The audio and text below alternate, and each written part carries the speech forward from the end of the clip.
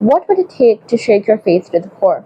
A formidable dragon, a long-lost enemy, or a kind act from a person you thought of as a heretic?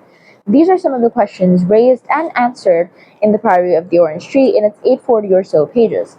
The book itself is a sapphic fantasy following 5 main characters as they traverse through the world, which is constantly being ravaged by one very dark enemy that all of them have in common, even though all of them come from very different backgrounds and very different religions. This book, to keep in mind, is very religion heavy. All of the differences, all of the settlements, every nation, every queendom and kingdom is based on their religious beliefs. And religious beliefs all are built from this one event that happened in the past of this book, which you get to know as you read this book. But even just as you start reading this book, you're constantly filled with an amount of dread because there's constant reference to the past, to these past tragedies, and to this one formidable enemy that everybody is afraid of and everybody is trying to fight and protect themselves against. I think the one thing that really made this book stand out for me against all other fantasies are the characters.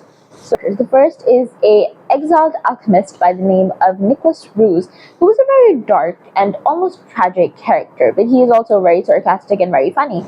The second main character is Queen Sabran of Brathnut, who is a reigning queen from a very, very powerful line of queens, and she has a prophecy attached to her that as long as she is alive and as long as the daughters of her bloodline are alive, the one dangerous enemy that we are constantly talking about will not wake up again. The third character, who is one of my absolute favorite characters, is Dorian, or Eadaz, as we come to know of her. She is a spy from a very secret religious organization of female warriors that is instilled into that is sent to the kingdom of Queen Sabran to protect her from all the attacks on her life, which are a lot. But we have Tane, who comes from a very different empire in the world that have dragons, water dragons to be exact.